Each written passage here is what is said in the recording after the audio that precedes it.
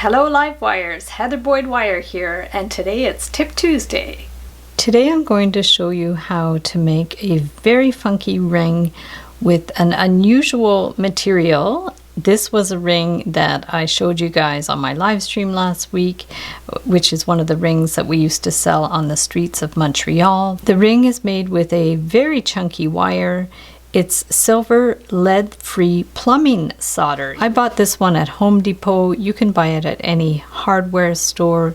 This one is the OT brand. It's 4 ounces. It comes in larger packages too. The only warning is if you actually solder with this, the fumes can be harmful, but the metal itself is safe for jewelry making. The ingredients include tin, copper, bismuth, and silver, all of which are safe to touch. This is a novelty ring. I wouldn't wear it in the pool or in the shower, but it stays pretty shiny. This one was made 30 years ago and I've never cleaned it. So what you're going to need for the project is the wire, and you're going to need a bead which has a larger hole in it. This is a miracle bead, but one with a larger hole, and you'll need your tools, and don't use your best cutters to cut the wire.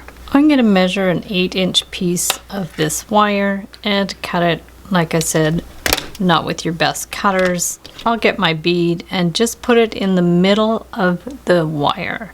So once it's in the middle of the wire, you're going to bend one of these one way and you bend this one the other way. Hold it tight, and we're just going to kind of slowly make our way around here. Just go a little bit at a time. It is very stiff.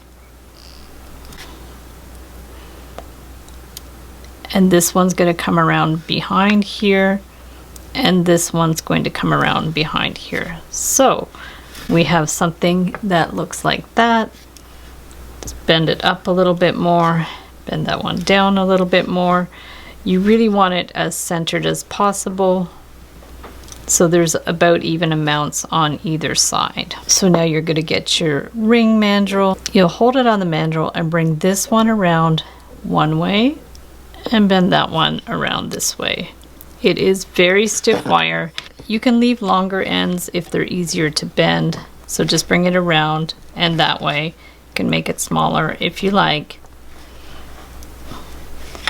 I should have actually left that one a little bit longer. It would have been easier to bend. If the end's not long enough, just get your flat pliers and just bend it around. So from here, we want to cut the extra bit off. Take your cutters and cut it flush, and then do the same on this side. Cut it flush just a little to the side of the bead there. You can go ahead and file those ends with a little file or a reamer. Lift it if you have to. Push that underneath so it sits right underneath. This one too, lift it and stick it right underneath. So these ends are going to be hidden underneath there. After that, put it back on the ring cone, and this is where you can do your adjusting. The wire is soft, but it will hold its shape. You can always give it a little hammer if you need to. So push it in, get it shaped properly.